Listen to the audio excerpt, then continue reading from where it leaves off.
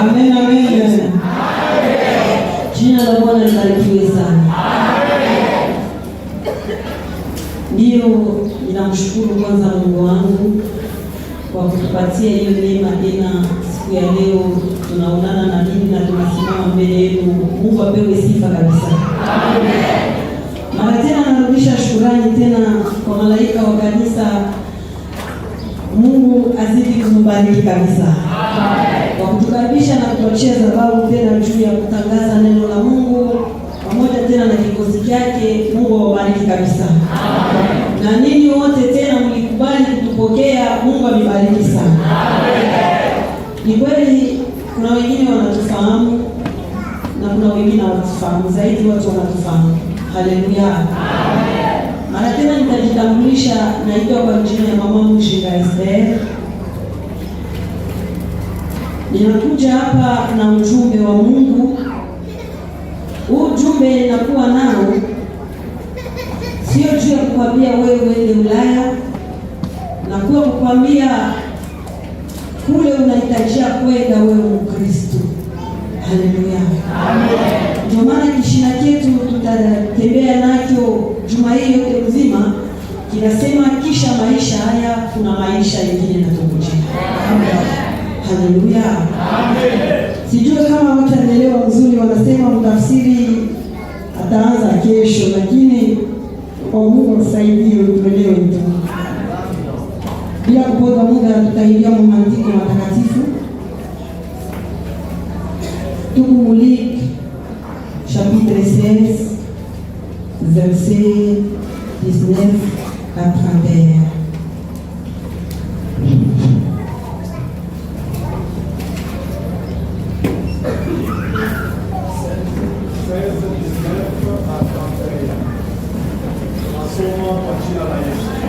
Amen. Il y avait un homme riche qui était petit de pourpre et de ferme, et qui chaque jour mena joyeuse et brillante vie. Un pauvre nommé Lazare était couché à sa porte pour faire d'ulcère, et désiré de se rassasier des miettes qui tombaient de la table du riche, et même les chiens venaient encore lécher ses ulcères. Le pauvre mourut, et il fut porté par les anges dans les seins d'Abraham. Le riche mourut aussi, et il vit enseveli. Dans les séjours des morts, il leva les yeux, et tandis qu'il était en proie au tourment, il vit de loin Abraham et Lazare dans son sein. Il s'écria: Père Abraham, aie pitié de moi, et envoie Lazare pour qu'il trempe le bout de son doigt dans l'eau et me rafraîchisse la langue, car je souffre cruellement dans cette flamme. 25. Abraham répondit: Mon enfant, souviens-toi que tu as récité bien pendant ta vie et que Lazare a eu le mot pendant la sienne. Maintenant, il est ici consolé et toi, tu souffres. 26. D'ailleurs, il y a entre nous et vous un grand abîme, afin que ceux qui voudraient passer d'ici vers vous ou de là vers nous ne puissent les faire. Le riche dit: Je te prie donc, Père Abraham, d'envoyer Lazare dans la maison de mon père, car j'ai 5 frères.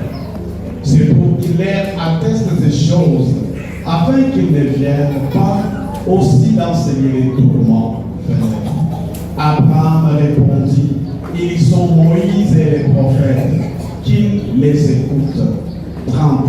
Et il dit: Non, Père Abraham, mais si quelqu'un des morts va vers eux, ils se repentiront. Amen. Papa anasema itakuwa mzuri atumike na interprete, sababu mama anapenda kila mtu asikie message vizuri. Alors Papa John passe sawa na vile Papa Reverend anatushauri. Amen. Amen. Baada ya kuingia huyu usomi, Après avoir entré dans cette lecture, naona inakuwa nazungumzia maneno ya ulimwengu ya pili.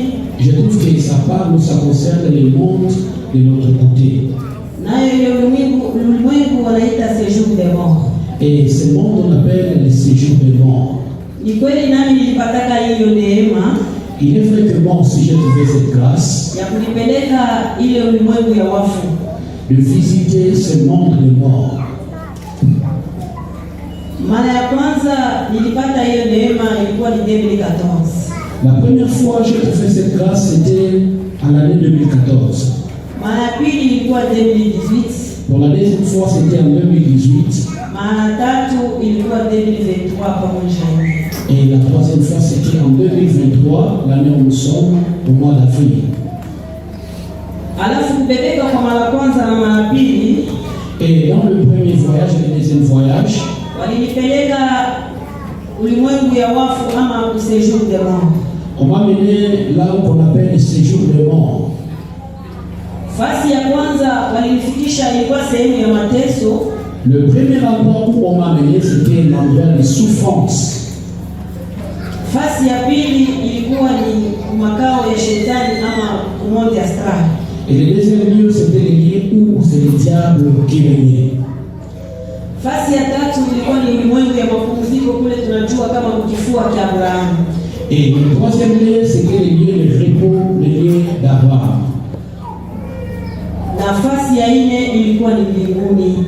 Et le quatrième lieu, c'était les cieux. Alafu mara tatu hapa tena. Et pour la troisième fois, wakanirudisha tena kule sehemu ya mateso kama vile de tourment. On m'a ramené encore au lieu de tourment. Kisha kunitosha kule sehemu ya mateso. Après m'avoir retiré de ces lieux de tourment, wakanipeleka ulimwengu ya makaburi. On m'a encore ramené au lieu du cimetière.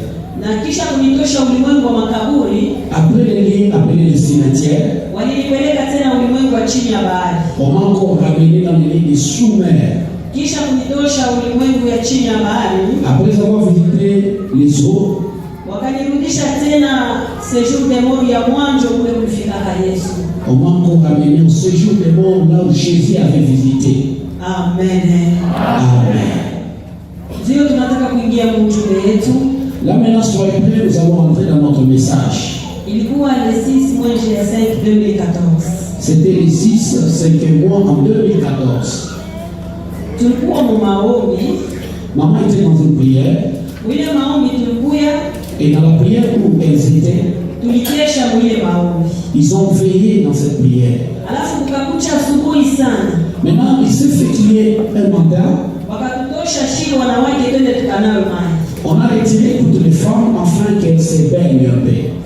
Wakati ninatoka, on m'a dit maman sortait.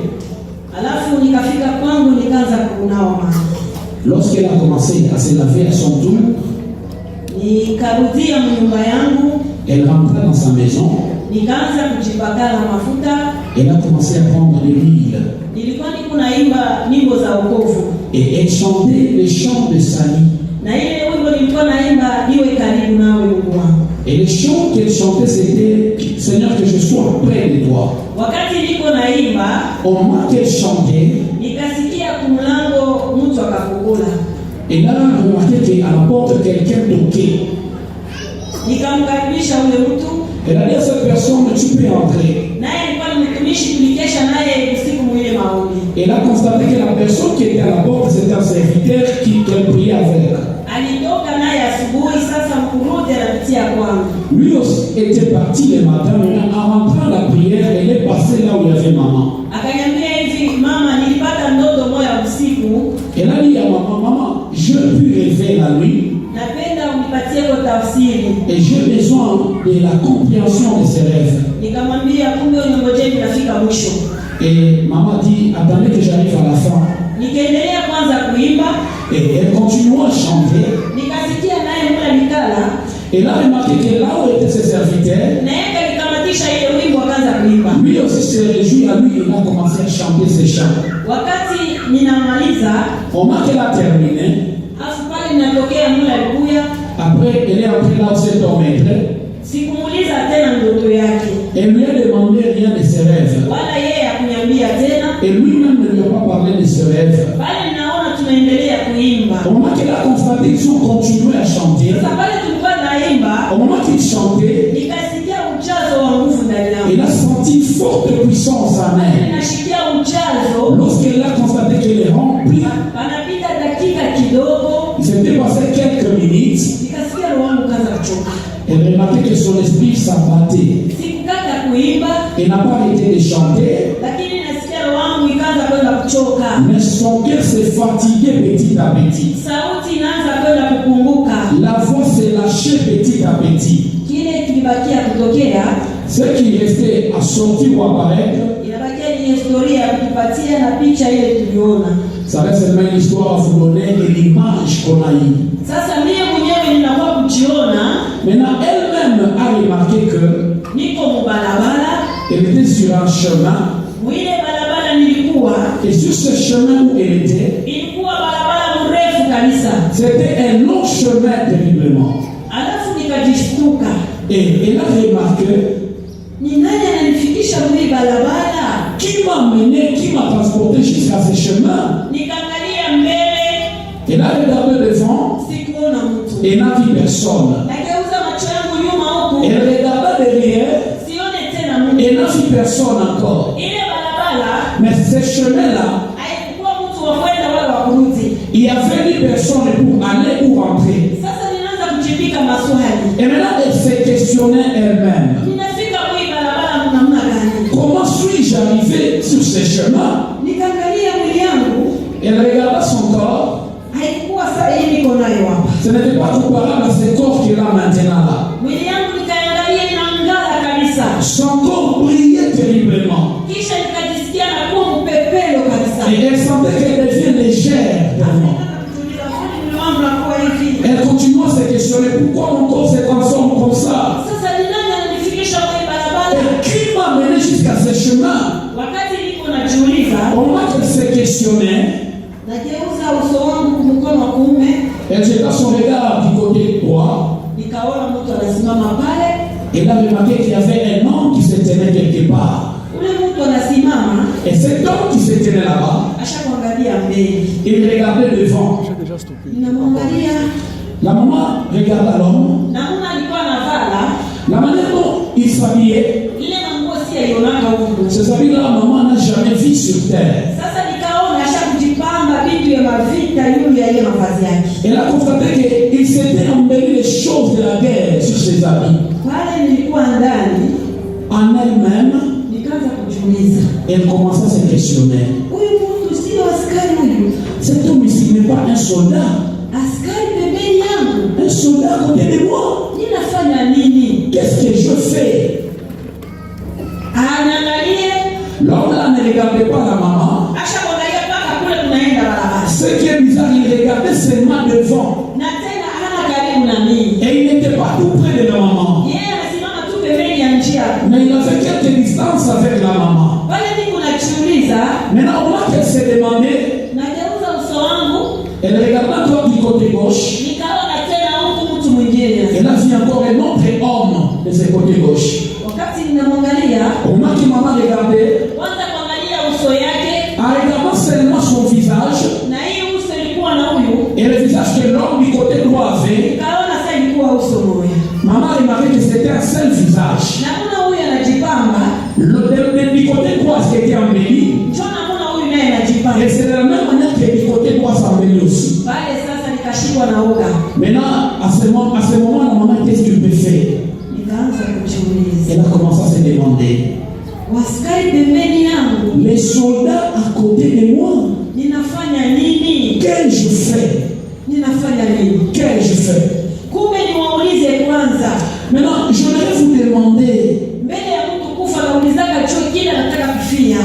avant que la personne meure, elle essaie de demander la cause de sa mort. Na mimi niwaulize kwanza ninafanya nini na ninataka kufia nini? Et maintenant, moi, j'aimerais vous demander, vous qui êtes à côté de moi, qu'est-ce que je fais pour mourir? Wakati niko nataka kuwauliza, Au moment que maman cherchait à leur demander, nikasikia mkono hapa nyuma yangu umenikamata. elle a remarqué qu'il y avait une main qui la toucha. Na ninaishikia ni mkono tu. Elle a senti vraiment que c'était une main. Ndani yangu nikafikiria kusema hivi. En elle, elle pensa Pengine huyu ni askari naye anatokea nyuma yangu. Peut-être celui qui me touche, c'est encore un soldat qui vient derrière moi. Huyu sasa ndio anataka kunimaliza. Et c'est lui maintenant qui a la mission de m'exterminer. Ninaanza kugeuka polepole. Au moment qu'elle résolut de tourner un peu, Nia yangu nimuulize ninafanya nini. le souhait de maman était de lui demander qu'est-ce que je fais. Wakati nageuka, Au moment que maman tournait, nikaona ule mtu elle a remarqué que cet homme, alikuwa anafanya manguo meupe. il était vêtu en blanc. Tena ilikuwa marefu kabisa. Et c'était tellement long ou descend. Tena iko na ngala. Et il brillait terriblement. Anasimama mbele yangu. C'était tenu devant la maman. Eko na niangalia. Et il regardait la maman. Wakati iko na niangalia, Au moment qu'il regardait la maman, nami nikaanza kumwangalia. maman aussi résolut de la regarder. Eko na niangalia mpaka katikati ya macho yangu. Et il me fixait tellement les yeux. Wakati namwangalia, Au moment que maman le regardait, macho yake ilikuwa mweupe kabisa. ses yeux étaient tout blancs. Alafu hii matashi ya ndani ya nyeusi Et les taches de ses yeux, yake ilikuwa ya bleu kama mawingu vile. c'était en couleur bleue comme les cieux. Ndani yangu nikaanza kusema hivi, En elle, la maman se disait, huyu mtu sio malaika huyu. cette personne qui est devant moi, ce n'est pas un ange. Haina malaika huyu. Est-ce que ce n'est pas un ange? Nikasikia pale alikuwa anasimama, Elle a entendu là où l'homme se tenait, akatosha sauti. il a fait sortir sa voix. Akasema, ule mtu unajiuliza, Il lui dit, la personne pour laquelle tu te questionnes, njoo mwenyewe uko mbele yako. et c'est la personne qui est devant toi. Leo ni siku mkubwa, Aujourd'hui, c'est un bon jour, usiogope. ne crains rien. Tunakuja kukubeba Nous venons te prendre kwenda na wewe mali ya kuachana. afin de t'amener dans plusieurs endroits. Na huku tu kunaenda na Et wewe, là où nous t'amenons, yote utenda kuona huku, tout ce que tu verras là-bas, alafu utamtia ukambia watu kudunia. tu entreras sur la terre et n'arrêtes là. Hata kama niambia vile, Même s'il me parlait de cette manière-là, roho wangu ndani ilikuwa kimya. le cœur de maman n'était pas tranquille. Nikamuuliza, La maman questionna cet homme. sasa kama wewe ni malaika, Et maintenant, si toi tu es véritablement un ange, sasa hao wako pembeni ni wanani? maintenant ces gens qui sont à côté de moi, qui sont-ils? Nikasikia ule alikuwa kumkono ya kuume, Il a entendu la personne qui était du côté droit. akanichukua Il lui répondit. akisema, si ni waskari, tunatoka chini ya Armageddon ya pili, aina ya tatu ya wakati ya mwisho. Et lui ont dit, nous sommes des soldats qui venons de la deuxième Armageddon pas pour le dernier temps. Ile swala ilinitamkia, Et lorsqu'ils ont parlé ces choses, ça m'a tellement dépassé. nikasema chini ya Armageddon ya pili ndio kusema nini? La maman se questionna, le nom là, le deuxième Armageddon, ça veut dire quoi? Mama moja ule alikuwa kumkono wa kushoto, Et maintenant, celui qui était du côté gauche, yeye ndio akanifasiria mzuri. il a pris le courage de bien expliquer à la maman. Akasema sie ni waskari wale tunakombanyaka Wakristo na watumishi kudunia.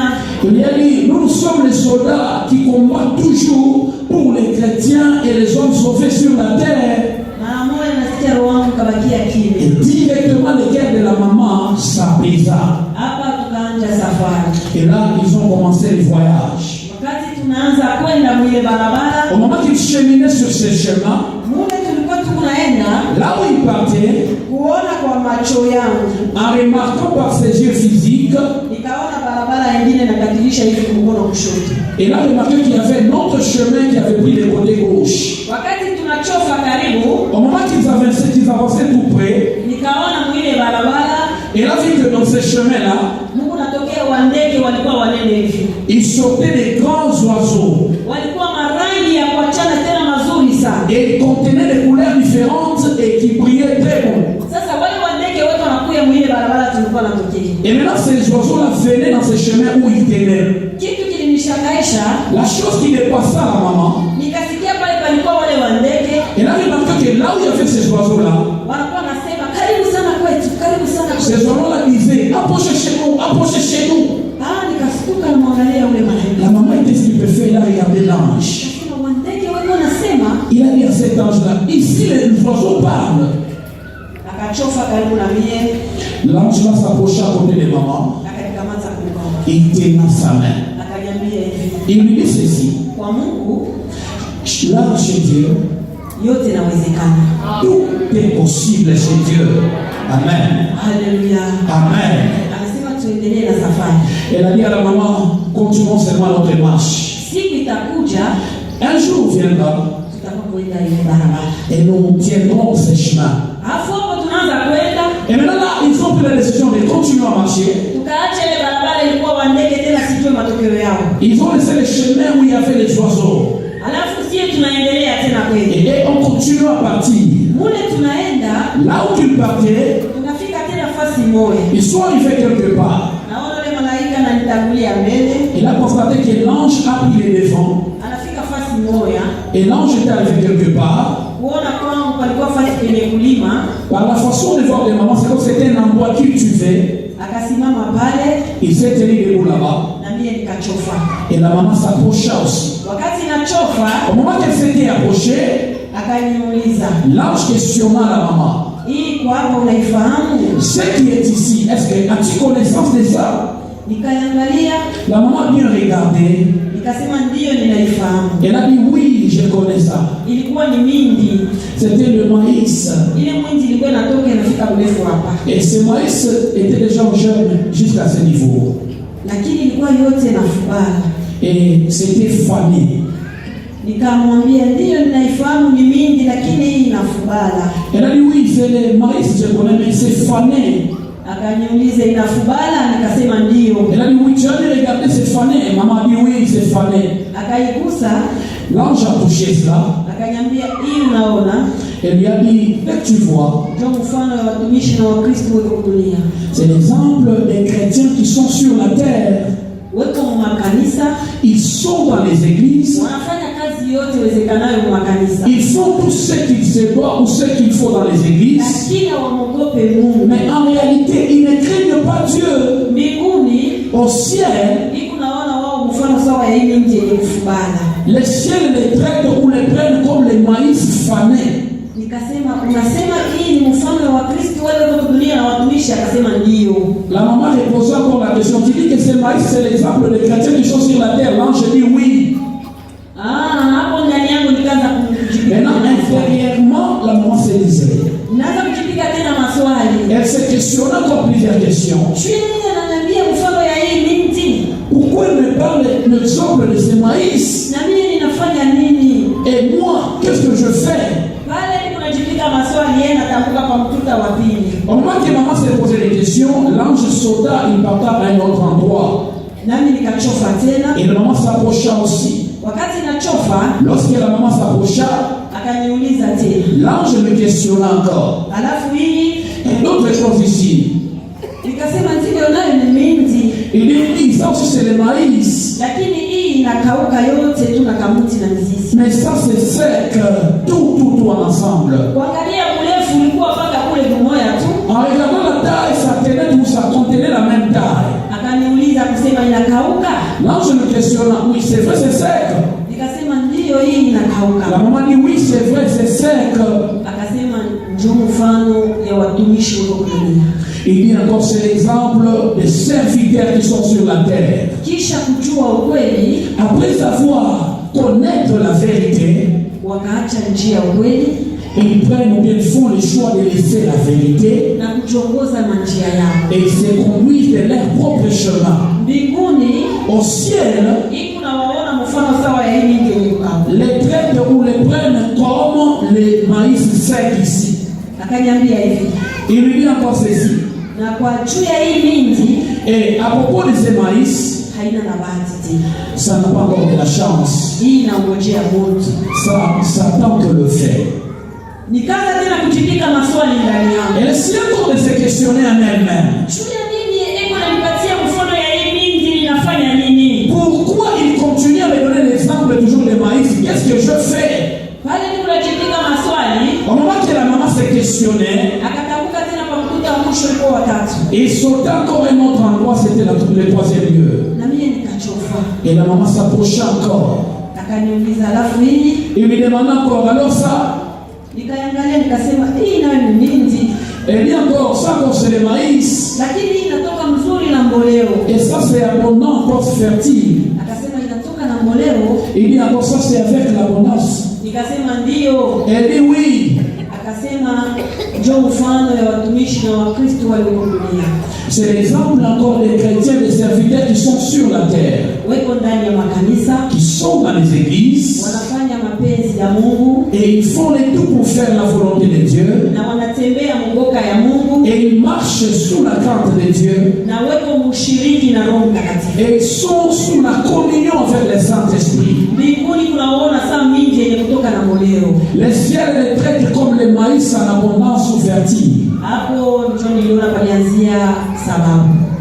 Et tout fait que c'est là où commencer les problèmes. Ni kweli maneno ile malaika alikuwa anasema huko dunia, Et il est vrai que le parole que l'ange parlait à propos de la terre, Wakristo wengi sana plusieurs chrétiens, weko na chita Wakristo, ils s'appellent de chrétiens, lakini hawaogope Mungu. mais en réalité, ils ne craignent pas le Seigneur. Kuogopa Mungu ni kusema nini? Craindre le Seigneur, qu'est-ce que ça veut dire quoi? Ni kutengana mbali na maisha ya dhambi. C'est s'éloigner ou se séparer de la vie pécheresse. Kama mtu kwa maisha ya dhambi haogope Mungu, Lorsque la personne est dans la vie de péché, il ne craint pas Dieu. unaweza kujita Mkristo kama kwa maisha ya dhambi hauogopi. Tu peux t'appeler chrétien, mais si tu vis dans la vie de péché, tu ne crains pas Dieu. Leo taona Wakristo wengi sana dunia Aujourd'hui, tu vas constater que plusieurs chrétiens sur la terre weko na kuya kwa kanisa na kusikia neno ya Mungu, consultent ou bien viennent dans les églises entendre la parole du Seigneur. lakini mu maisha ya kikahaba wanajikuta, Mais la vie de la publicité, ils sont dedans. mu maisha ya uongo Dans wanajikuta, la vie des mensonges, ils sont dedans. mu maisha ya udanganyifu wanajikuta, Dans la vie des mensonges, ils sont dedans. me wanajita Wakristo. Mais ce qui est bizarre, ils s'appellent des chrétiens. Weko nafanya vyote viwezekanavyo. Ils font tout ce qui les plaise. Haleluya kanisa. Amen.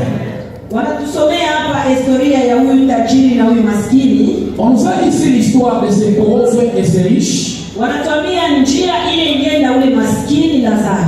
On nous a parlé du chemin que ces pauvres Lazare a pris. Wanasema kisha kufa kwake alienda kukifua cha Abrahamu. On dit après sa mort, il se retrouva sous la poitrine d'Abraham. Ule mtajiri kisha naye kufa alienda kule kwa Dezi ama kule Detuma. Et ces riches-là, après sa mort, il se retrouva au lieu de tourment. Haleluya. Amen. Kuna watu wengine kama wanasoma hii usomi, Il y a d'autres personnes, lorsqu'ils lisent ces versets, wengine wanaweza kujifikiria kusema huyu mtajiri, wanasema ni wale matajiri wale wanajikuta na magari, wanajikuta na kila kitu chote. il y a des gens qui croient que le riche qu'on parle ici, c'est les riches physiquement, c'est les riches, les gens qui ont de maisons, de véhicules et de l'argent. Hii maneno wanaeleza hapa, Et le parole qu'on parle ici, wanaisema kwa fumbo na usemi wa unabii. on les parle en code et en prophétie. Ule mtajiri wanakuwa nasema Les riches qu'on est en train de parler ici, ni ule mtu bado yampatia Yesu maisha, c'est cette personne qui n'a pas encore résolu de donner sa vie à Jésus. yeko naisha mu maisha ya dhambi. Il vit dans la vie des péchés. Anaweza kwasha kumpatia Yesu maisha, lakini kwa maisha ya dhambi. Il peut se faire qu'il a déjà donné sa vie à Jésus, mais il vit dans la vie des péchés. Akataka kufanya kukahaba, anaweza kufanya. S'il lui semble bon de faire de l'impiété, il le fait. Akataka kuiba, anaweza kuiba. S'il lui semble bon de voler, il vole. Kama tunaangalia mkimwili, Si nous regardons physiquement comme ça, maisha ya mtajiri la vie d'un riche, ni maisha ile inawezekana na kitu kyote. c'est une vie qui lui semble facile. Il peut vouloir faire ça, il le fait. Kitu kyote kinaenea. Toute chose lui semble aisée et facile. Mimi kimwili kama tunaangalia maisha ya maskini, Mais physiquement, comme si on regarde la vie d'un pauvre, anaweza kuwa na kiu ya kula nyama ya ng'ombe lakini hajiwezi. il peut avoir soif de manger la viande de bœuf, mais il n'y arrive pas. Anaweza kuwa na kiu ya kufanya kitu lakini asikiwezi. Il peut arriver la soif de voyager, il n'y arrive pas. Sasa wale maskini na wale watajiri wanasema, Maintenant, ces pauvres et cette catégorie de riches se disent, sio maskini wa kimwili. ce n'est pas les pauvres physiquement charnels. Huyu maskini wanasema hapa, Les pauvres qu'on est en train de parler ici, wanamsemea tena mu Matthieu chapitre 5 on parle encore de lui, Mathayo 5, verset 3. mstari wa 3. Anasema heri maskini wa roho, C'est là où la Bible dit, heureux le pauvre en esprit, sababu ufalme wa mbingu ni wao. parce que le royaume des cieux lui appartient. Maskini wa roho anakuwa ni yule Mkristo. Le pauvre en esprit, c'est ces chrétiens-là. Mkristo anaweza kuona vitu vyote lakini bila vitu vyote havimuelekei. Ça veut dire un chrétien peut voir toutes choses avec leur beauté, mais ça ne lui dit rien. Alléluia. Amen. Wakristo utengenezi. Les chrétiens, essayons d'arranger nos vies. Swala ya kwenda mbinguni, la question d'y accéder au ciel, haina vile watu weko nazania. ce n'est pas la manière dont les hommes pensent. Niliona mastajabu yenyewe itapotea mkichwa yangu. Je vis des prodiges qui ne s'effaceront jamais dans ma tête. Hasa kwako utulize. Et chez toi maintenant, essaie de se demander. Huko mwingi mkavu wala mwingi wa kufubala? Es-tu le maïs sec ou soit le maïs fertile? Wala mwingi yenye kutoka na moleo? Ou ce maïs-là qui a l'abondance? Beba zamiri. Prends ta conscience. Alléluia. Amen. Ule malaika kaniambia tuendelee. Et l'ange a dit à maman, continuons. Alafu tunaendelea na ile barabara. Et ils ont continué avec le même chemin. Tunafika fasi moja. Ils sont arrivés quelque part. Nikapika macho yangu nikaona mlango. Il regardait avec ses yeux, il a vu une porte. Wakati naona mlango mbele yetu, lorsqu'elle constata qu'il y avait une porte devant eux, naanza kuangalia huku sioni mwisho. Elle regardait de ses côtés droits, elle ne voit pas la fin. Naangalia tena huku ni sioni mwisho. Elle regardait du côté gauche, elle ne voit pas la fin. Sioni fasi ya kufungulia. Elle ne voit pas l'endroit où il faut menacer. Pale tunachofa, au moment qu'il s'approchait, nikaona ule mlango kaza kupanda. Elle a constaté que cette porte montait d'elle-même. Ule mlango unaanza kupanda. Et la porte montait d'elle-même. Wakati unanyanguka tu yulu yetu, au moment qu'elle a pris de l'ensemble devant eux, nikasikia ule malaika ananiambia tutamke ngambo. Elle a entendu l'ange lui dire, partons de l'autre côté. Wakati tunatamka, lorsqu'ils ont pris l'autre côté, nikaona wale askari wakabakia. Elle a constaté que ces soldats-là étaient restés. Alafu tukatamka mwili na ule malaika. Et ils sont accabés avec l'ange. Naona tena ile mlango kaza tena kufunga. Et elle a vu que cette porte se renfermait encore d'elle-même. Sasa mule tunatamka. Maintenant de l'autre côté ils sont partis. Nikaanza kusikia makelele ya vilio. Et elle a entendu des cris de pleurs. Vile vilio mpaka vile unasikia kumonde. Se plaire là de la même manière que tu entends au morgue. Même à des morgues, le cri de la morgue ne sont pas comparables au cri que la maman a entendu. Et les gens pleuraient réellement.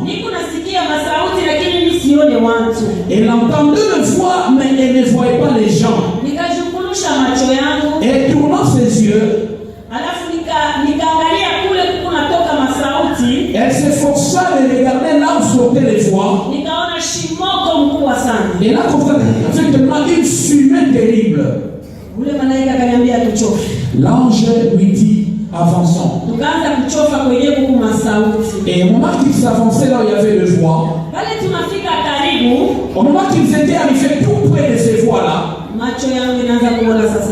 c'est maintenant que ses yeux s'ouvrirent et elle commença à voir les gens. Elle a vu les trucs là qu'on appelle là, c'était comme les kanga moibi. Et ça faisait sortir du feu. Et elle constata que de l'autre côté, une personne a crié. Elle criait à l'égard de cet ange qui était à côté de maman. La personne a dit, Jésus, Jésus, pardonne-moi, sauve-moi de cet endroit. Et maintenant, là où il s'est tenu avec l'ange, il a regardé cette personne et il a regardé la maman. Il a questionné la maman. La personne qui m'appelle là-bas, est-ce que tu la connais? Maman essayait de regarder la personne. Il a dit non, je ne la connais pas. Il a dit avance encore. La maman avança. Il a traversé ces canaux qui avaient du feu.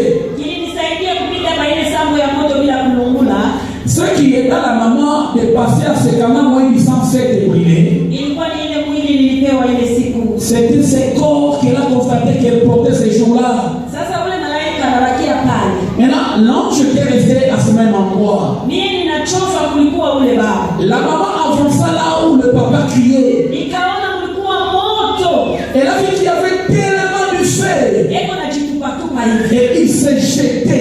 Sasa wakati nafika karibu, au moment qu'elle était arrivée tout près, akaniambia mama, nataka unisaidie. Il a dit à la maman, maman, j'ai besoin de l'aide. S'il te plaît, tu peux avoir pitié de moi. Parle à Jésus qu'il a pitié de moi. Qu'il a pitié de moi. Je suis un apôtre appelé Josué. La maman se demande, apôtre Josué.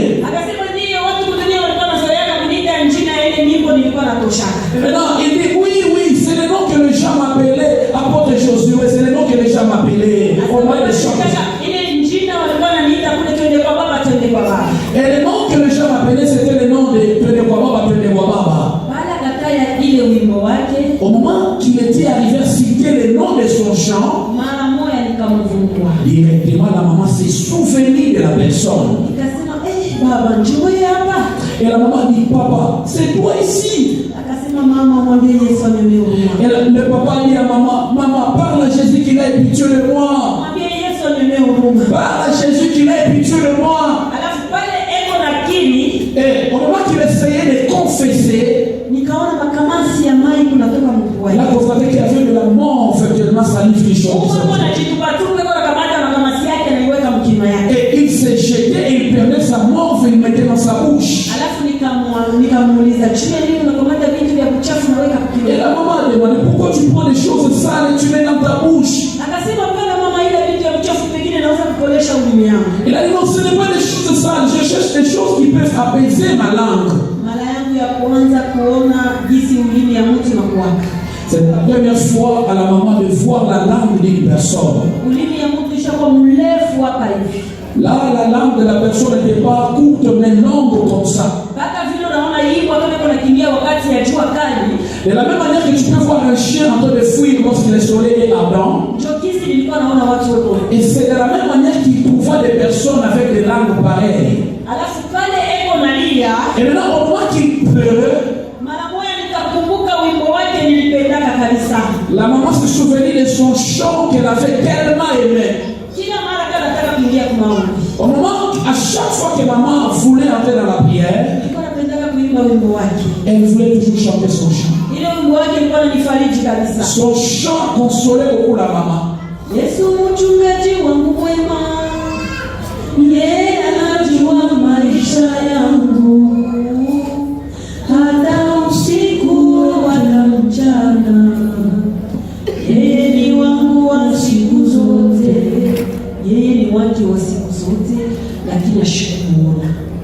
Il est pour lui de tous les jours, malheureusement, il ne lui a pas vu. C'était des choses qui ont étonné à la maman. Les gens qui ont eu grâce de voir l'apôtre Josué comme ça, si on le met ici, même si c'est toi sa femme, tu ne sauras pas les détecter ou les remarquer. Mais là, la maman faisait couler les larmes. Regardant la façon, la manière, la personne s'est jetée là-bas. Et là, il cherchait que sa main touche le visage de la maman. Et maintenant, la maman n'a pas pu constater bien.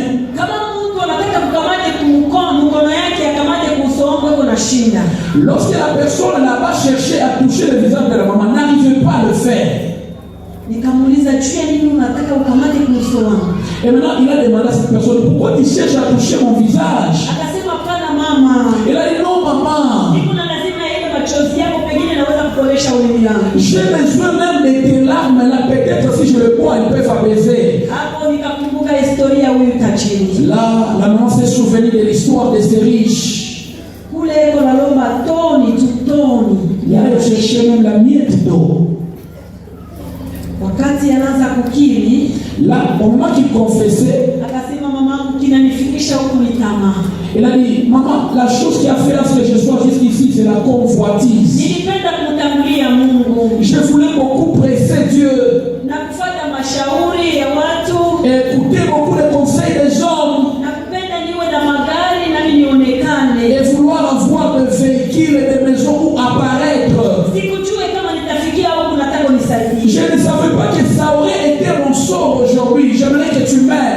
Nikasikia kulikuwa ule malaika.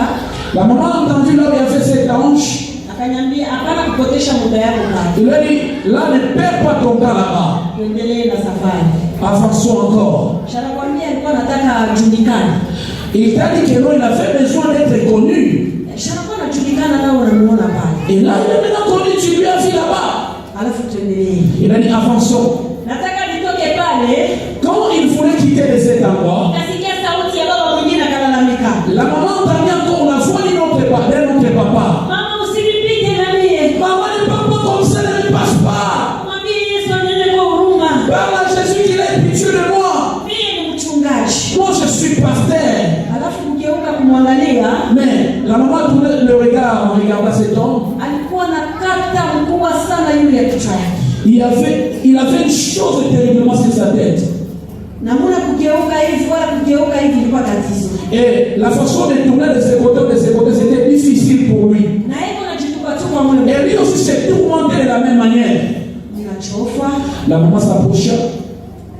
Wakati nafika, lorsqu'elle était arrivée, akaniambia mama mwambie ule Yesu anene kwa huruma. Il a dit à la maman, maman, parle à ton Jésus là, qu'il ait pitié de moi. Kwanza unitule kwa mbele ya mzigo wako. Essaie de prendre cette charge que j'ai. Ile kata iko yule ya kichwa yake. La charge que j'ai sur ma tête. Ukataka kuitosha ile utokeke. Si tu cherches à enlever, ça ne s'enlève pas. Ukaifanya hivi haianzi. Si tu essaies de taper ça ne se tape pas. Akaniambia mama. Il a dit maman, kinanifikisha huko ni hicho unaona ile kichwa. la chose qui m'a amené ici, c'est la charge que tu es en train de voir sur ma tête. Wakati nilifika huko, au moment que je suis arrivé ici, wakaniambia kusema, ils m'ont dit ceci. Pale ulikuwa kutulia, lorsque tu étais sur la terre, haukuwa na muda kubeba mizigo ya watoto wako wa kanisa. Tu n'avais pas le temps de prendre la charge des enfants de ton église. Watoto wako wanabakia paka na mizigo, haukuwa na muda kumpatia Mungu mizigo ya watoto wako wa kanisa. Les enfants sont restés avec leurs charges. Tu n'avais pas le temps de prendre leurs fardeaux et les amener à Dieu. Sasa hapa njoo unapata sasa wakati ya wewe kuchukua ile mizigo. Et c'est maintenant ici où tu es, tu trouves maintenant le temps de prendre ces fardeaux-là. Nikamuuliza baba, njoo yote inakufikisha huko? Et la maman demandait c'est ton papa, c'est ce qui t'a mené ici. Akasema ndio mama yangu, njoo yote. Il a dit oui maman, c'est ça, il n'y a que ça. Malaika akaniambia tuendelee. Et l'ange a dit à maman, continuons. Acha nikwambie. Laisse-moi te dire. Wale watumishi hakuna bahati tena. Ces serviteurs-là n'ont pas encore de la chance. Leo watu wengi washakubakia wanataka kwenda kushika twende kwa baba, twende lakini kwa baba mwenyewe alipa kwa baba akufika hapo. Aujourd'hui, plusieurs personnes, lorsqu'ils partent en terrain, ils chantent, allons chez Dieu. Mais malheureusement, s'ils meurent, ils n'arrivent pas chez Dieu. Inaweza kuwa jeju yako. Que peut être ton sort aussi? Inapatiana shauri sana kwa watumishi. Vous donnez beaucoup de travail aux serviteurs. Pata tu dakika kidogo. Prendre seulement quelques temps. Ya kumpatia Mungu masemo. Pour donner à Dieu le parole. Hii taifa nilipatia. Le peuple que tu m'as donné. Kila mtu kuna maneno yake. Toute personne ici a son problème. Wewe uko Mungu na huko unaona kila neno ya kila mtu. Toi tu es Dieu et tu vois les problèmes de tout un chacun. Lakini usinyamaze tu ya kujibia kwa mmoja na mwingine. Mais ne cède pas, essaie de répondre tout un chacun de nous, Seigneur. Nayo ni muda tu kidogo. C'est juste un peu de temps. Kama vile Musa alikuwa anaambia alikuwa watoto wa Israeli kama wanaanza kupatia Musa makelele. De la même manière que Moïse faisait à chaque fois que le peuple lui dérangeait, alikuwa anakimbilia kwa milele Mungu. Il recourait toujours à l'Éternel notre Dieu. Taifa yangu kuna kiu. Papa, ton peuple a soif. Mungu alikuwa analeta jibu. Et là, Dieu finissait à donner la solution. Malaika akaniambia Bwana kupitisha muda yako pale chini. L'ange a dit encore, ne perds pas ton temps là, avançons. Kwa ndugu yetu wako kula kuna bahati. À nos frères qui sont là-bas, il n'y a plus de chance. Mais bahati kwa wewe na mimi tungali chini ya jua. Amen. Mais la chance est à toi qui est encore sur la terre. Alléluia kanisa. Amen. Afu nikatoka palikuwa ule mchungaji. Et maintenant, la maman s'est déplacée là où il y avait ses pasteurs. Wakati ninaanza kuchofa tena kulikuwa ule malaika. Au moment qu'elle essaie d'avancer là où il y avait cet ange, nikasikia tena mtu mwingine akalalamika kula akasema nani ni mchungaji usinipite. Et là, on a entendu encore une autre voix d'une autre personne qui a crié en disant, je suis aussi pasteur, ne me passez pas. La maman fait tellement mal à chaque fois qu'elle écoutait ces qualificatifs, la pasteur. Et la manière qu'elle voyait le feu qui est là-bas. Si vous regardez la personne, si vous ne la connaissez pas, vous allez pleurer. Si vous regardez l'amertume qui sort de ses corps, au moment qu'elle s'avançait, ce pasteur lui a dit ceci. Maman parle à Jésus qu'il ait pitié de moi. Il est vrai que je disais aux gens lorsque j'étais sur la terre. Même dans mon église, je leur disais ceci.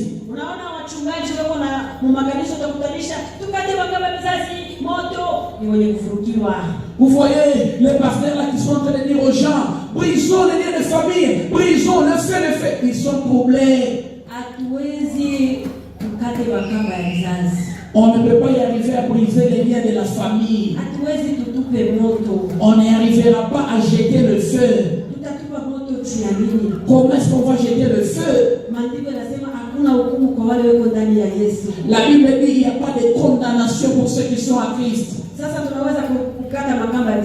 Et maintenant on va jeter le feu comment? Et maintenant le pasteur là disait à maman, je ne savais pas, il y a une chose. Qu'à chaque fois lorsqu'on rentrait, ma femme essaie de me prodiguer conseil. La femme disait au pasteur, tu es déjà pasteur. Un pasteur n'est pas quelqu'un qui doit avoir des femmes. C'est la honte de l'église. Et maintenant ce pasteur-là a dit à maman, la réponse que j'ai donnée toujours à ma femme, au conseil que la femme donnait au pasteur-là, avant que je te réponde ma femme, regarde d'abord mon père, regarde d'abord mes frères,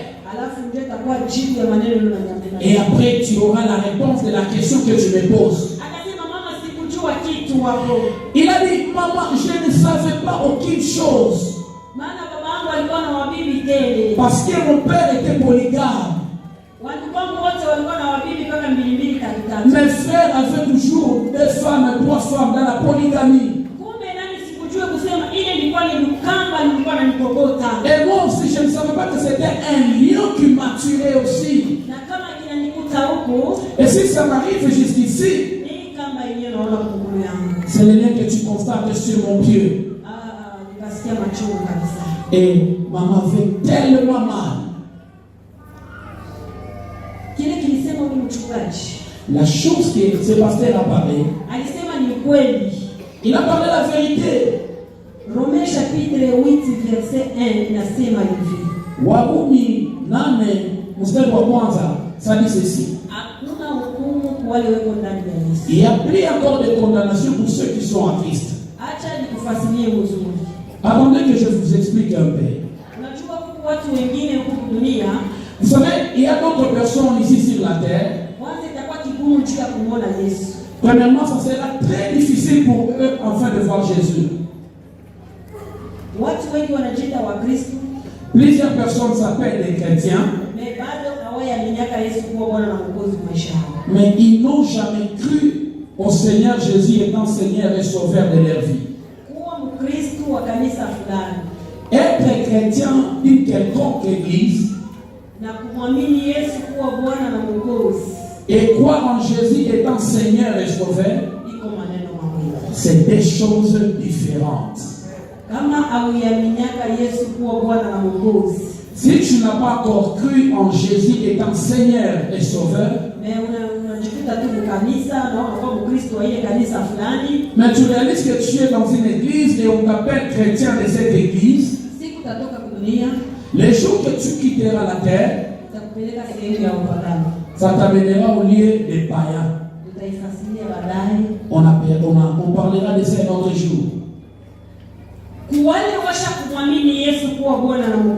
Mais pour ces gens-là qui ont déjà cru en Jésus étant Seigneur et Sauveur, vous voyez la personne écoute la prédication, il est touché par la prédication, il prend des résolutions afin de donner sa vie à Jésus étant Seigneur et Sauveur. Au moment que la personne essaie de lever seulement sa main comme ça, les livres de souvenirs au ciel s'ouvrent directement. Et directement il est compté parmi les chrétiens. Mais il y en a d'autres personnes, ils n'ont jamais cru en Jésus étant Seigneur et Sauveur. Il élève seulement sa main comme ça, oh, je reçois le Seigneur comme Seigneur et Sauveur. Laisse-moi te dire, lorsque tu quitteras la terre, tu te retrouveras au lieu des païens. Pour ces gens qui ont déjà cru en Jésus étant Seigneur et Sauveur, il est vrai qu'ils ne sont plus encore sous la loi. Vous savez, lorsque la personne croit,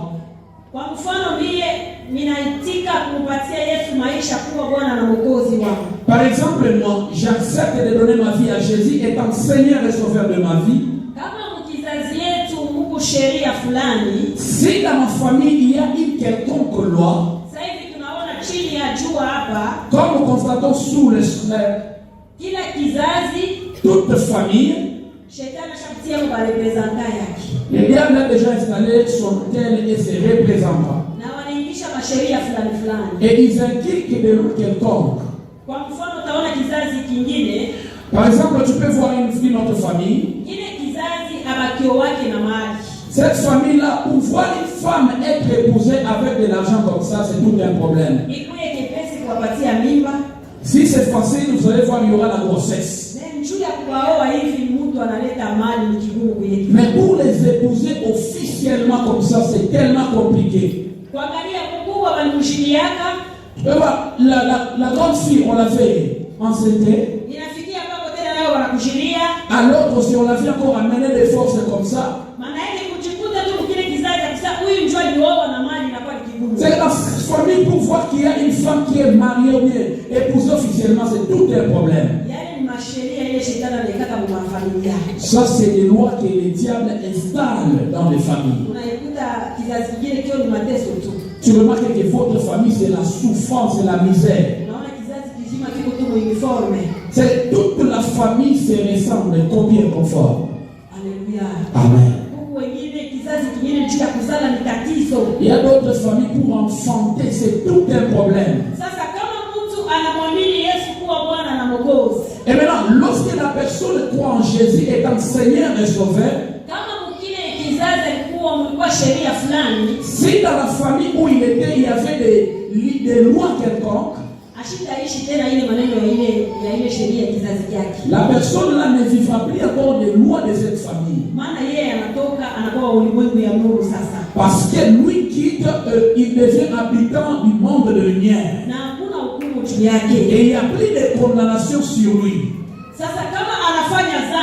Maintenant, s'il pêche, la loi va les rattraper. Il deviendra encore sous la loi. Voilà pourquoi tu verras par la sagesse des serviteurs. Voilà pourquoi par la sagesse des serviteurs, il nous amène toujours à briser les lois et les liens. Parce qu'il constate qu'il y a le péché qui caractérise les mondes. Entendre même, il y a le péché. Même en pensant, tu peux regarder, tu pêches. Alléluia. Pour ceux qui sont en Christ, il n'y a plus de condamnation. Mais si tu pêches, tu reviens encore sur la loi. Là, il te sera demandé de couper les liens de cette loi. Il peut se faire que tu es un pasteur, ou soit un serviteur, Mais quelque part, tu peux avoir des lois, des liens de ta famille. Et ces lois continuent à te réclamer jusqu'à présent. Parce qu'aujourd'hui, on est en train de voir plusieurs chrétiens. Mais si vous les regardez bien, ils sont encore sous le loi et les liens de la famille. Alléluia. Amen.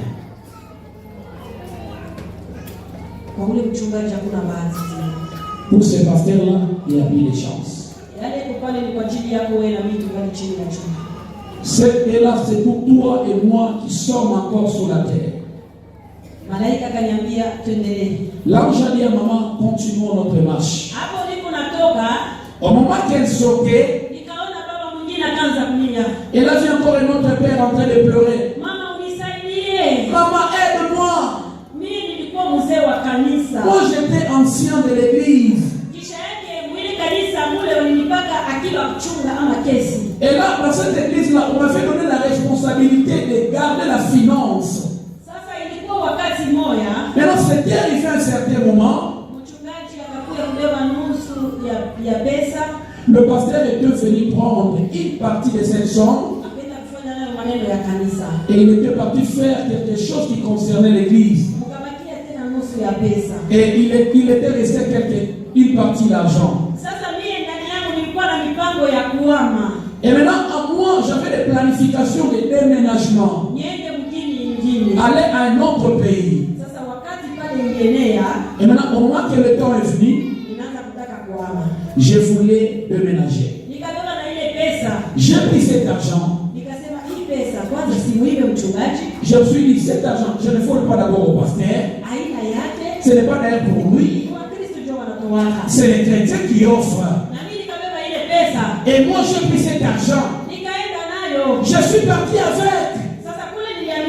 Maintenant, là où je déménageais, c'est là où la mort m'est venue. Et je vis quelques anges en train de me dire, tu voulais emprunter ce chemin. Maintenant, tu ne prendras plus ce chemin, tu vas prendre l'autre. Maintenant, l'ancien a demandé pourquoi je vais prendre ce chemin au moment que j'étais ancien de l'église. Ils ont dit, tu vois ce chemin, les voleurs n'y arriveront pas à accéder à ce chemin. Il a dit, non, moi je ne suis pas voleur, j'étais ancien de l'église. Ils lui ont dit, regarde devant toi. Il a regardé devant lui. Il y avait une télévision. Et ça montrait le panier des offrandes. Maintenant, là, il plairait. Il a dit, maman, parle le Père Jésus. Qu'il me donne même 2 minutes. 2 minutes seulement. Que je rentre sur la terre. Parce que j'avais laissé ma maison et mes vélos. Que j'aille vendre ça afin que je paye la dette de Dieu. Il n'y a plus de chance. Où est-ce que encore chemin pour retourner sur la terre? Aujourd'hui, tu verras dans les églises, les gens n'ont plus encore la paix. Tu vois quelqu'un qui compte l'argent de l'église et il prend même l'autre, il cache. Les gens ne te verront jamais. Mais le ciel et la tête de Dieu, même si tu confesses, tu dois payer. Peut-être tu étais dans un quelconque département, tu gardais la finance. Et tu avais pris cet argent et tu n'avais pas remboursé. Peut-être c'était dans les groupes de chantres qui gardaient l'argent. Fais fonctionner ta conscience parce que la chance est pour toi qui respires. Ici sous la terre, nous avons encore une grande chance. pour une personne de croire en Jésus comme Seigneur et Sauveur, et directement de transformer ou de changer ses comportements. Et aussi demander pardon, confesser et avoir accès au pardon. Mais là où nous partons, mon cher chrétien, j'ai vu des choses étonnantes.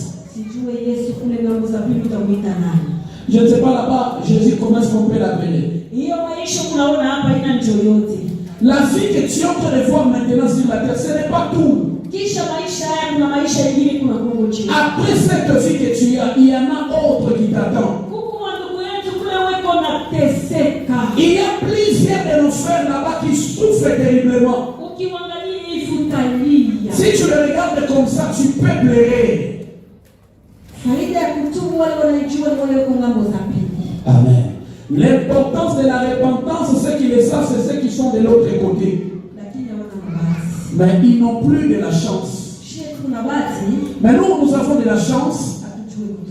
Mais on n'y arrive pas à nous repentir. Mais que Jésus t'aide afin que tu y arrives. Que tu puisses prendre conscience. Peut-être tu as voulu que tu entendes ces choses. Peut-être ce qu'il prépare, il prévoit pour toi demain, tu ne le sais pas. Là, les gens ne font que pleurer. Et l'ange dit à maman, continue notre marche. Maintenant, là, nous sommes en train de partir. La maman essaie de regarder à côté.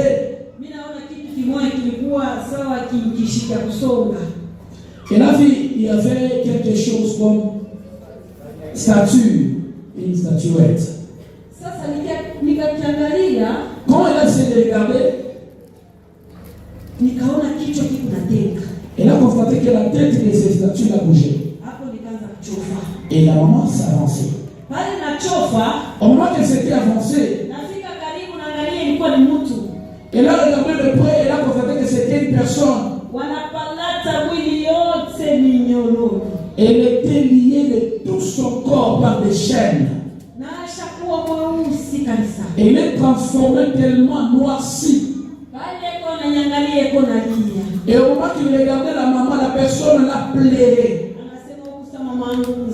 Elle a dit, tu es comme ma mère biologique. Si sera possible, aide-moi. Je déjà traîné ici.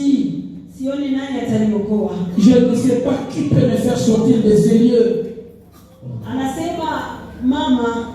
Il a dit, maman, ce qui m'a amené ici, je ne savais pas que, ou bien je ne sais pas si c'était une erreur. Il a commencé à expliquer à la maman, au moment que j'étais sur la terre, j'étais chez nous. J'étais chez mes parents.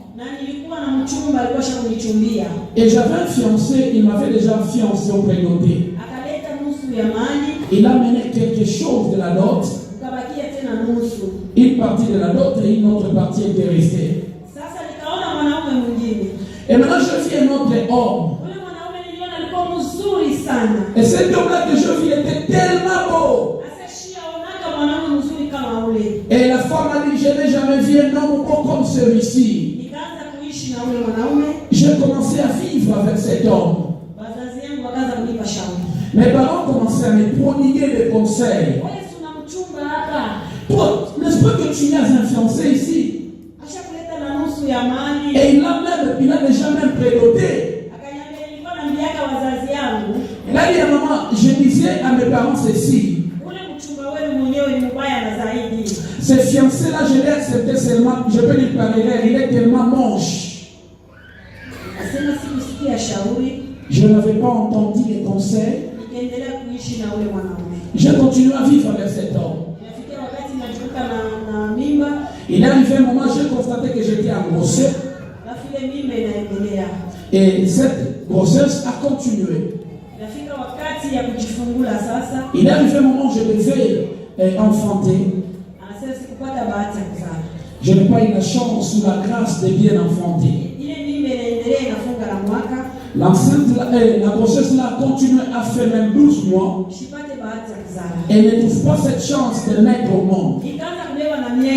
Et cette grossesse prenait même une année et quelques mois. Ça cherchait même à atteindre 2 ans. On a essayé de marcher, de passer par-ci et par-là pour chercher le moyen ou de la manière dont je devrais mettre au monde, mais il n'y avait pas. Elle a dit maintenant, maman, un jour, elle a constaté qu'elle a mis au monde. Maintenant, ce médecin-là a dit à la femme là, la sœur, tu as mis au monde.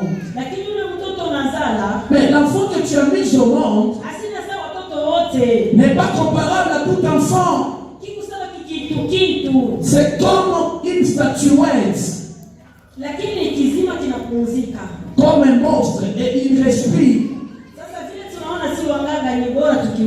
Et maintenant, comme voyons-nous le médecin, il est mieux de tuer ces monstres ici. La sœur là a dit à maman. Et la sœur a dit, j'ai dit à ce médecin là. Même si c'est un monstre, de quelle manière? Donnez-le-moi, il ne faut pas le tuer. Elle a dit à maman, si au moins que je me souvenais de la souffrance que j'ai traversée avec la grossesse, j'ai dit, donnez-moi, même si c'est de quelle manière, donnez-moi ça. Elle a dit, au moment qu'on a amené cet enfant,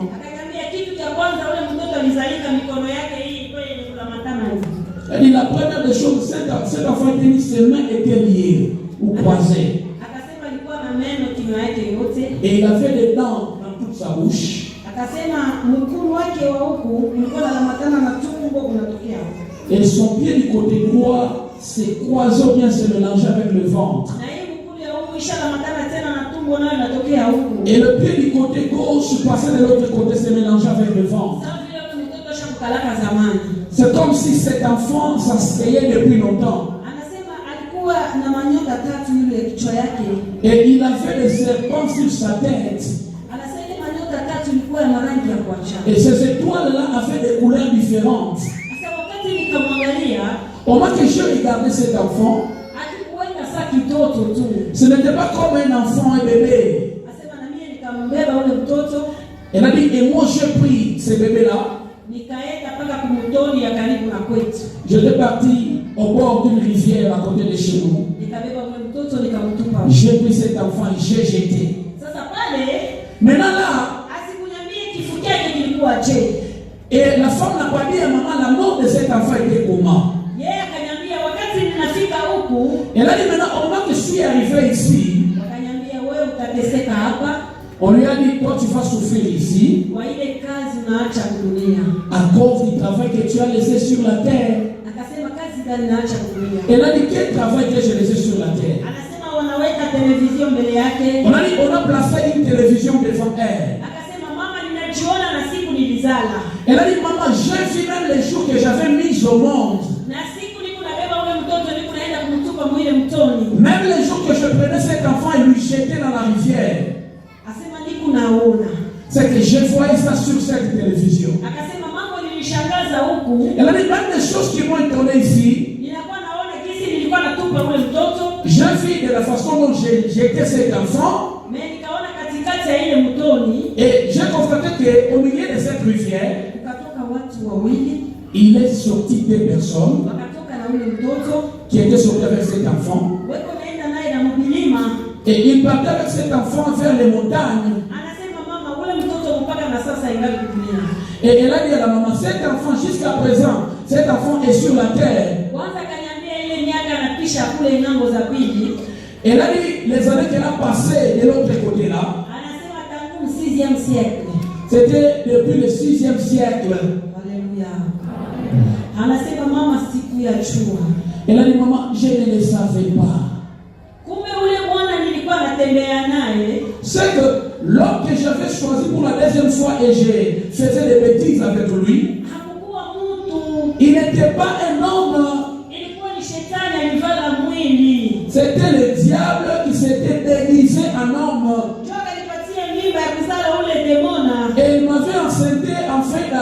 mettre au monde de ces démons-là. Et ces démons-là est sur la terre. Et ces démons l'appellent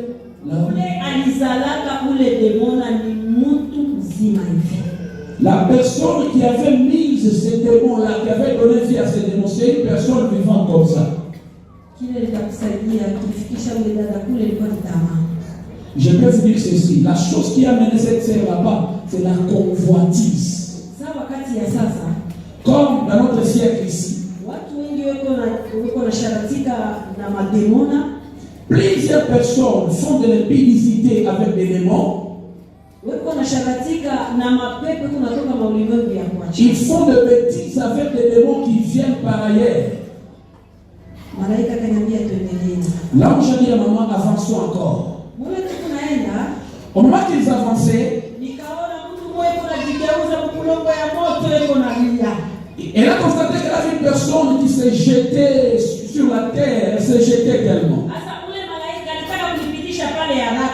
Maintenant, l'ange voulait la faire passer rapidement là-bas.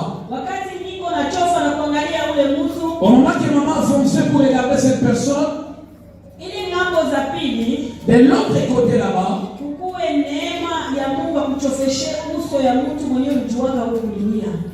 et il faut que tu aies la grâce pour que le Seigneur te donne l'image ou bien le visage de la personne que tu as connue sur la terre. C'est une grâce.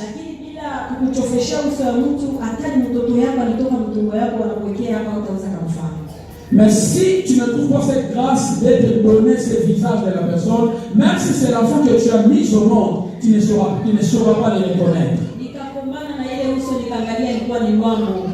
Je me suis bâti avec le visage de la personne qui s'est jetée là-bas. C'était le musicien Loambo. Il criait, il plairait. Il plairait amèrement. Lorsqu'il a levé son visage, il a vu la maman.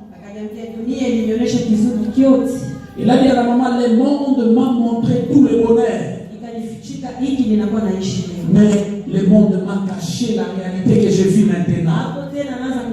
Là encore, il s'est encore jeté. Et l'ange a dit, passons. Et arrivé pour un autre endroit, maman trouvait plusieurs personnes. Ces personnes-là ne plairent pas. Il n'y a pas le feu. Il ne bouge pas. La maman demandait à l'ange. Et maintenant, ces gens qui sont statiques ne bougent pas, il n'y a pas le feu. Qu'est-ce qui se passe? L'ange a dit. J'aimerais que tu commences premièrement à regarder toutes les personnes nettement si tu peux les reconnaître. Premièrement, tu ne sauras pas les regarder en ensemble. Ils sont tellement nombreux comme de la sable. Et maintenant, au moment que la maman regardait, et elle a constaté que derrière, sur le dos ici, de ici, on a déjà écrit. Si c'est un pasteur tel, on écrit pasteur tel. Ceux qui étaient là ensemble, ce n'était que le pasteur. Et maintenant, au moment que la maman regardait, la chose qui a étonné la maman, elle a vu un pasteur parmi plusieurs. Ce pasteur, jusqu'à présent, il est encore sur la terre. Il a regardé cet ange. Il a dit à l'ange, mais ce pasteur, je le connais, il est encore sur la terre. Comment il est encore ici? Il a dit, continuez à regarder.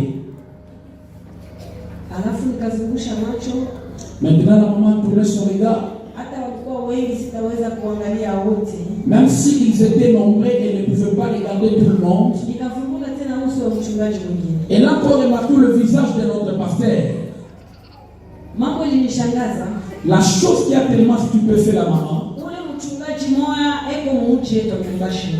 ce pasteur-là, il est encore ici dans notre ville de Lubumbashi. Et c'est ici où il y a son siège.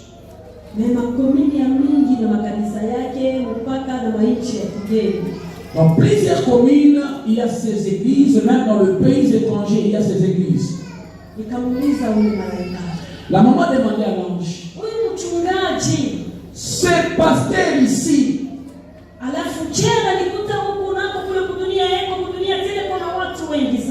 comment il se retrouve ici au moment sur la terre là-bas, et derrière lui il y a plusieurs personnes. L'ange a dit à la maman,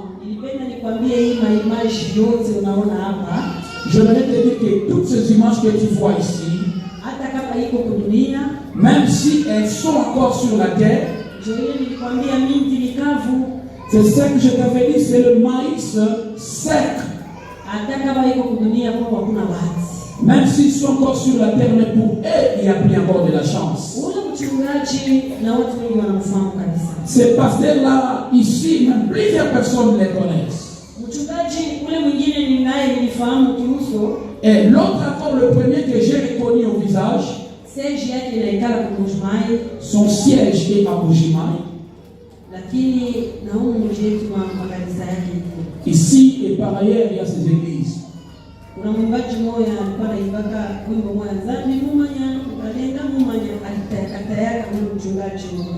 Il y a l'un des chants qui avait chanté Chanzan Moumania. Dans son chant là, il a cité même les noms de ces pasteurs là.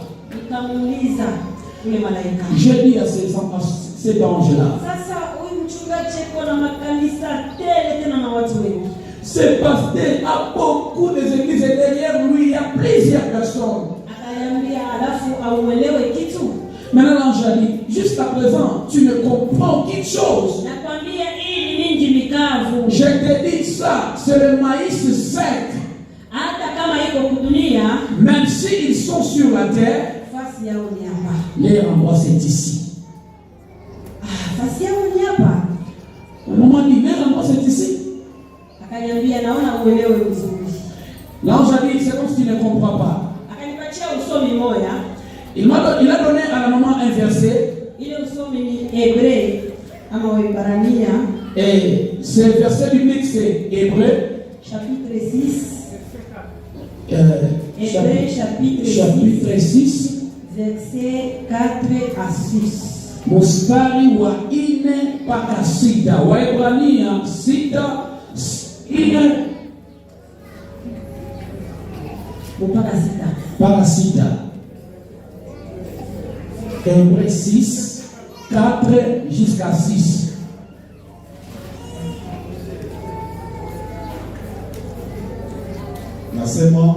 Car il est impossible que ceux qui ont été une fois éclairés, qui ont goûté les dons célestes, qui ont eu part au Saint-Esprit, qui ont goûté la bonne parole de Dieu et les puissances du siècle à venir, et qui sont tombés, soient encore renouvelés et amenés à la repentance, puisqu'ils ont crucifié, puisqu'ils crucifient pour leur part le Fils de Dieu et l'exposent à l'ignominie. Amen. J'espère bien que là, avec la lecture, nous avons compris. Il est tellement impossible à ces gens qui ont goûté à la beauté du ciel qu'ils tombent et qu'ils soient encore renouvelés, même s'ils se repentent. Pour eux c'est impossible. Amen. C'est impossible pourquoi? Parce qu'ils ont connu la loi du Père. Vous savez, plusieurs pasteurs, ils n'arriveront pas à parler devant les yeux de l'Éternel parce qu'eux maîtrisent la loi du Père. Alléluia. Amen.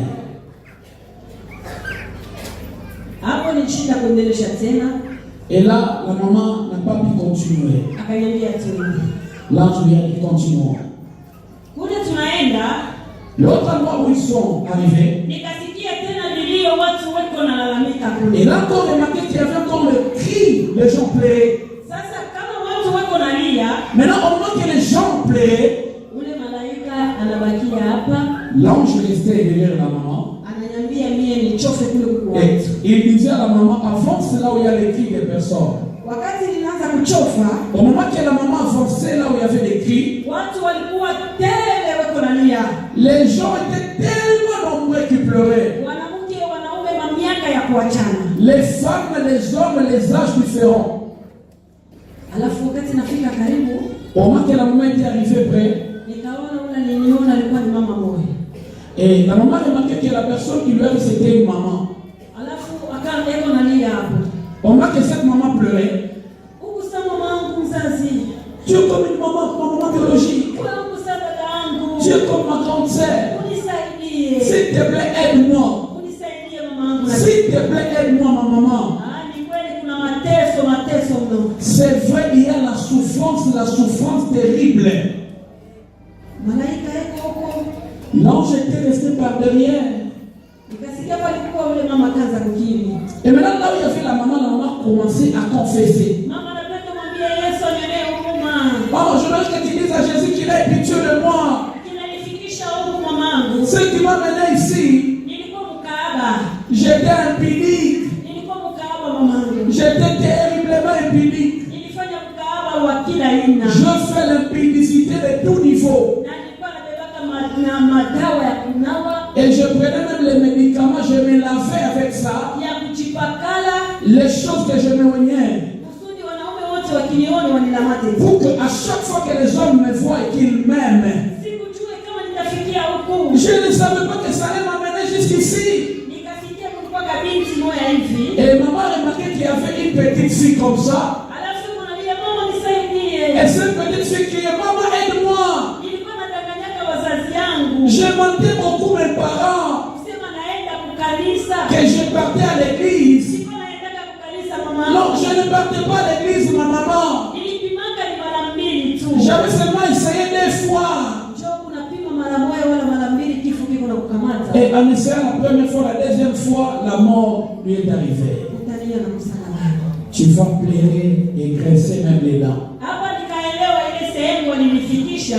Et là, elle a compris que l'endroit où elle est arrivée, c'était l'endroit des impudiques. Et là, il y avait plusieurs personnes. Les choses qui lui ont étonné maman, il y a une dimension de fait.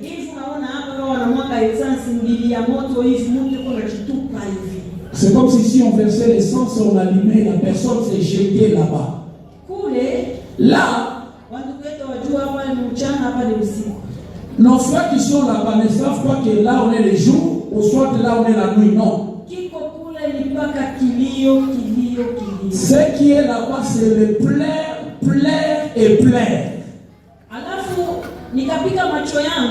Et maintenant la maman essaie de regarder encore. Elle a vu la nudité de cette sœur. Maintenant la chose qui a créé la crainte à la maman et ajouter la dimension de la crainte de Dieu en elle. Elle a vu des choses étonnantes.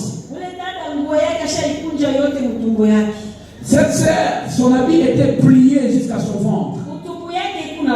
Et sa nudité se voyait. Mais au moment qu'elle confessait, en regardant, la maman a vu sa nudité. La maman dit à cette sœur, essaye de baisser ton habit. Elle a dit non, si je baisse, ça va me faire encore mal sur la plaie que j'ai. Et maintenant, la maman a essayé de remettre son raisonnement en regardant. Elle a dit oui, il y a vraiment de l'amertume. Toute femme qui est là-bas, vous allez voir que sa nudité dégage le feu. Que ce soit pour un homme, que ce soit pour une femme. Les choses qui ont étonné la maman, si tu regardes le pied d'une personne, ça s'est divisé ou bien ça s'est brisé comme le poisson qu'on est en train Tu ne peux pas regarder deux fois. Nos frères et sœurs qui sont là-bas, la manière dont ils pleurent de la souffrance qu'ils subissent, si tu me regardes comme ça, si c'est chez nous sur la terre où nous sommes, tu vas dire, cette personne veut rendre l'âme. Mais là-bas, il n'y a pas les choses de rendement de l'âme là-bas. Et le corps de la personne se déchire par le feu. Mais la vie qui est sur le corps de la personne ne se brille pas. Si c'est les hommes, leur pantalon est jusqu'à leurs pieds. C'est baissé. Leur dignité dégage le feu. Et si vous regardez les dessous par où ils piétinent, c'est le feu. Je vous dis, mes frères, ici sur la terre, il n'y a pas la souffrance. Mais de l'autre côté, je ne sais pas comment est-ce que tu peux appeler Jésus. Il y a une forte souffrance que le monde n'a jamais connue. La souffrance qui pousse à la maman de se demander, de se questionner chaque fois.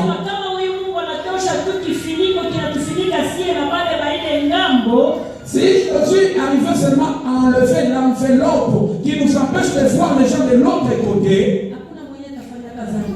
aucune personne sur la terre n'osera pécher. Les Jésus avec qui on s'amuse pour lui sur la terre, je ne sais pas ces jours-là comment est-ce que tu vas l'appeler. Chrétien. Vous savez la chose qui amène plusieurs chrétiens à pleurer et à graisser même les dents. Toutes les choses de la personne sont comptables. Les choses qui vont amener plusieurs chrétiens, c'est la lamenter. Ceux qui s'appellent des chrétiens mais qui n'ont pas encore donné leur vie à Jésus-Christ. Vous savez, lorsque la personne croit en Jésus, il reçoit Jésus comme Seigneur et Sauveur. La vie passée, il confesse et il commence une nouveauté de vie. Mais il y a un autre chrétien. Ils n'ont jamais confessé leur ancienne vie. Ils constatent qu'ils ont une nouvelle créature, mais la charge de la vie ancienne continue à les suivre. Et maintenant, les jours que tu vas quitter ce monde, toutes ces choses seront comptées. Église, marchons selon la volonté du Père. Tu peux t'enorgueillir, c'est ici sur la terre.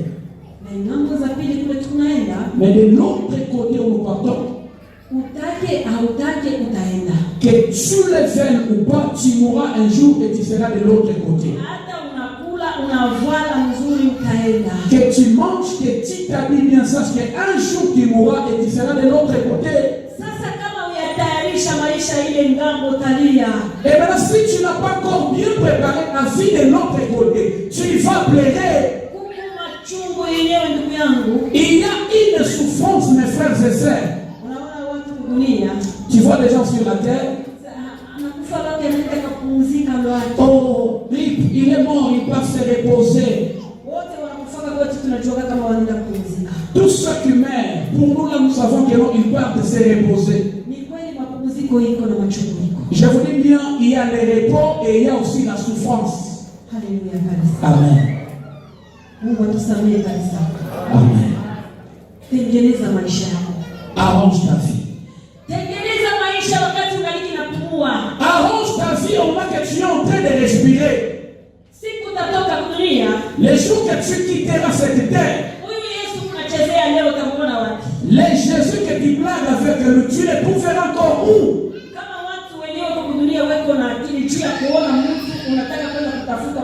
tunaweka mkubwa wetu wa nchi juu ya kwenda kumpata hivi iko ni kigumu. Si les gens de cette terre, l'intelligence pouvant être notre président, il faut chercher des mécanismes pour le voir. Et maintenant, c'est Jésus que la maman nous parle ici. Tu les trouveras où?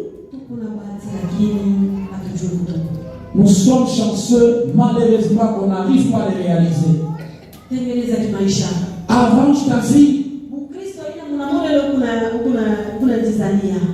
La quantité, ce n'est pas la manière dont tu te prends ou la manière dont tu définis les mots.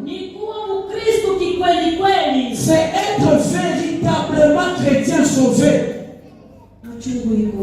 La souffrance y est. Là où j'ai encore un continuons. Au moment qu'ils ont continué, ils sont arrivés quelque part. Ils ont laissé l'endroit où il y avait les impudiques.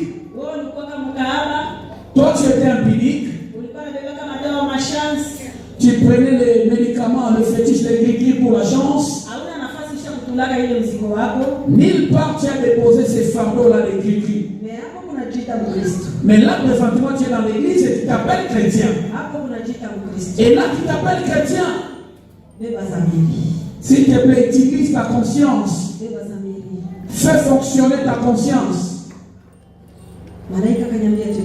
L'ange a dit à maman, continuons. Ils ont avancé, ils sont arrivés quelque part. Elle a vu plusieurs hommes qui étaient là. En regardant cet endroit, elle n'a pas vu le feu. Et ces gens-là ne bougeaient pas. Elle a encore demandé à l'ange.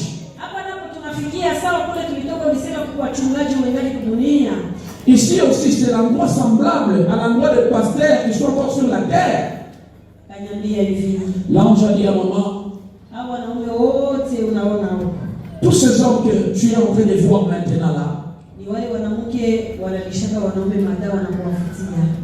c'est ces gens d'hommes ou bien de femmes qui prennent des médicaments pour encouffer leurs hommes. Elle a demandé, c'est ces femmes-là qui mettent des médicaments pour leurs hommes pour les envoûter. L'ange a dit oui, c'est ça. Elle a dit comment? L'ange a dit approche. Lorsque la maman a approché, l'ange a commencé à expliquer à maman. L'ange a dit à maman, plusieurs personnes sont sur la terre avec les yeux, mais malheureusement ils ne voient pas. Tous ces hommes que vous voyez là-bas, ce sont les hommes qui ont déjà mangé les gris de leurs femmes. L'ange a demandé à maman, qu'est-ce qu'on fait comme cérémonie pour faire manger un homme les gris? Les hommes ont des yeux mais ils ne voient pas. L'ange a dit à maman, ce n'est pas seulement les femmes qui font manger les hommes le gris et les envoûter, non. Il a dit, même les hommes aussi utilisent les mêmes méthodes pour envoûter les femmes. Il a dit à maman, retourne-toi. Lorsque maman regardait de l'autre côté, elle a constaté qu'il y avait plusieurs femmes. Et ces femmes-là, c'est les femmes qui étaient victimes de fétiches de leur mari et envoûtement. Maintenant, l'ange là a dit à maman, les hommes ont des yeux, mais ils n'arrivent pas à voir. Il a dit, lorsqu'ils prennent le médicament et ils mettent dans la nourriture, ils disent, le médicament, les gris là qu'ils voient avec leurs propres yeux, ce n'est pas l'arbre qu'ils voient là-bas. C'est un démon tellement supérieur. Lorsque cet homme mangera ces gris là, son esprit à lui quittera en lui Et c'est l'esprit du démon qui prendra possession de cet homme. Na ile maesprit inatokaka ndani yao. Non, ces esprits-là quittent en eux. C'est les esprits que tu vois ici.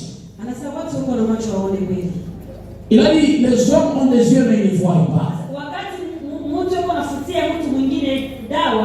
Au moment que la personne filme le gris pour une autre personne,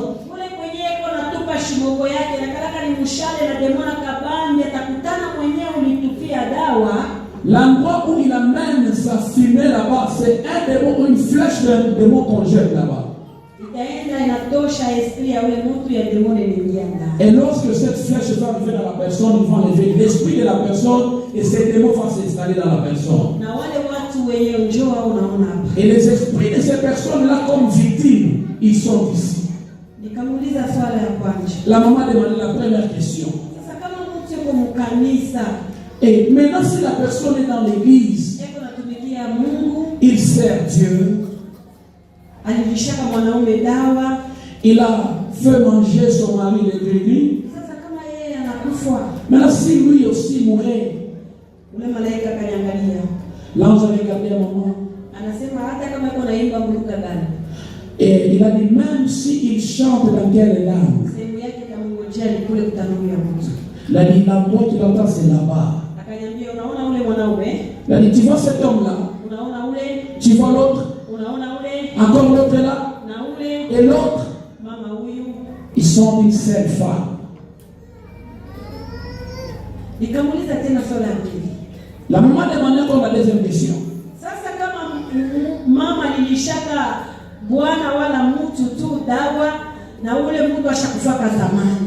Et maintenant, si une femme a fait manger à un homme de gris et que cette personne-là qui avait mangé est mort, il a dit ceci. Avance. La maman a avancé. L'ange lui a dit, regarde de l'autre côté. L'endroit où l'ange lui montrait, la maman a vu plusieurs personnes. Il a dit, toutes ces personnes que tu vois là-bas, ils sont déjà morts. Ils ont déjà quitté la terre. C'est que vous dites mourir. Là où ils sont en train d'attendre les gens qui leur avaient fait manger des gris-gris. La personne qui avait fait manger ces gens de gris-gris, lorsque son tour viendra aussi de quitter la terre, il viendra ici et va raconter cette personne. Et c'est là que la personne sera sauvée là-bas. Et il sera d'abord mesuré à l'endroit où nous avons passé.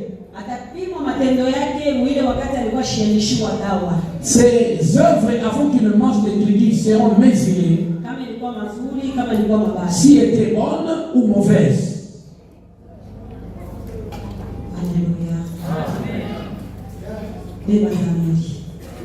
Prends conscience. Prends conscience.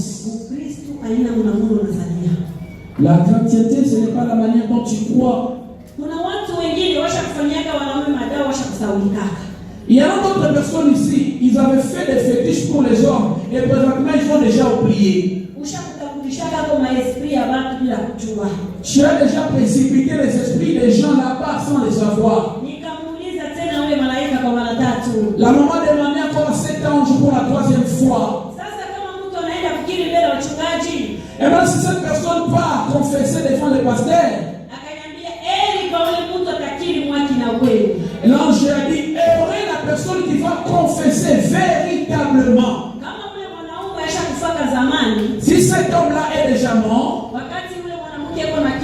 au moment que cette femme est en train de confesser, et l'autre personne est en train de le tirer là-bas,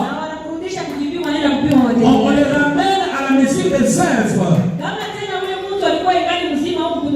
Ou si cette personne qu'on avait envoûtée est sur la cœur, au moment que toi tu es en train de confesser, amen, son esprit quitte l'endroit là et rentre directement à la personne concernée. Prends conscience. As-tu déjà passé sur ces chemins-là?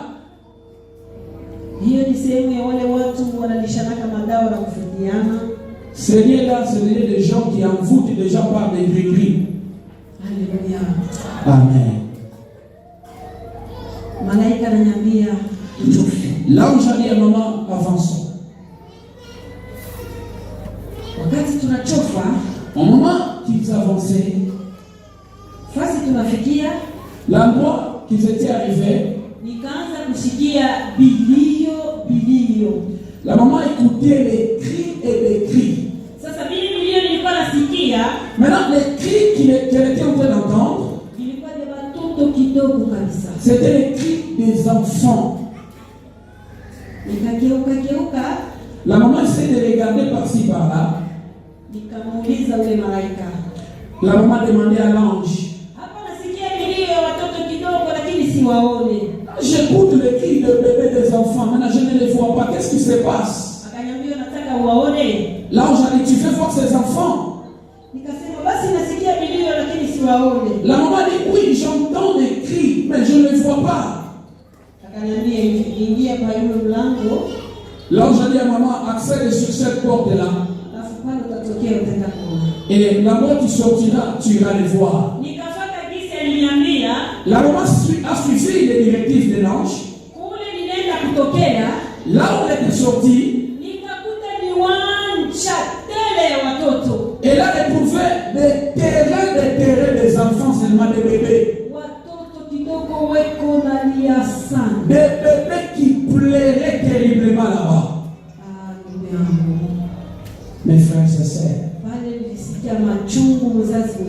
c'est là que la maman a été l'amertume maintenant aussi. Mais elle n'a pas encore regardé là où il y avait l'ange. Elle a demandé à l'ange,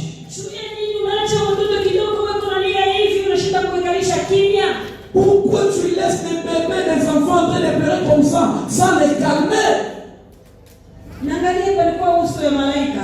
Et je regardais le visage de l'ange.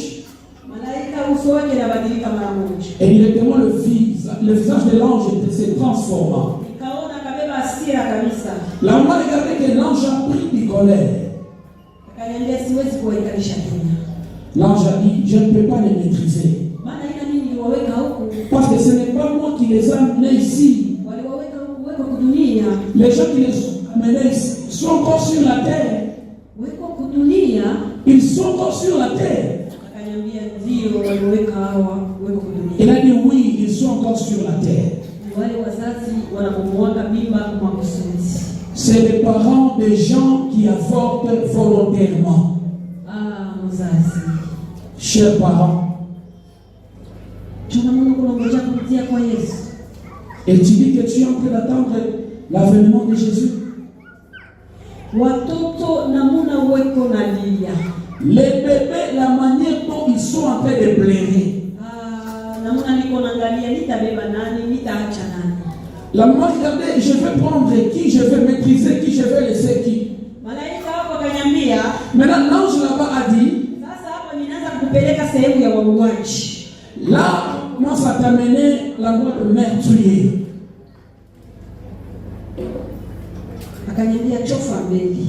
Il a dit, avance là-bas.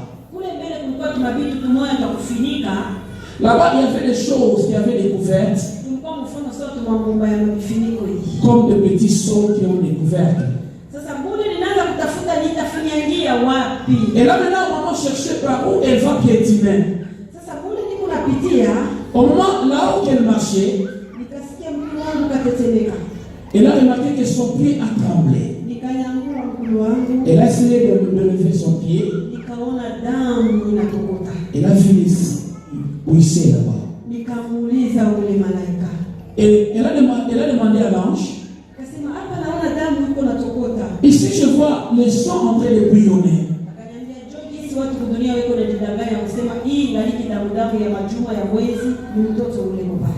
C'est comme ça que les gens se trompent. Oh, c'est encore du sang. Il n'y a pas encore d'enfant ici. C'est les gens que vous voyez là-bas.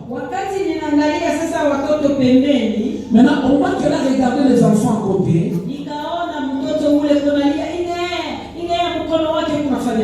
elle a vu le bébé qui faisait une, qui élevait même sa main comme ça.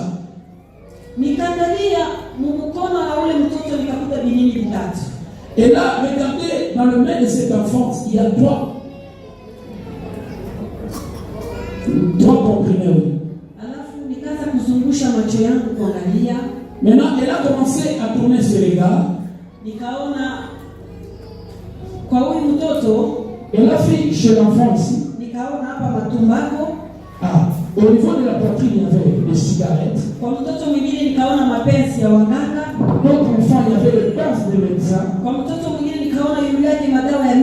Et d'autres personnes, il y avait le gris-gris des arbres.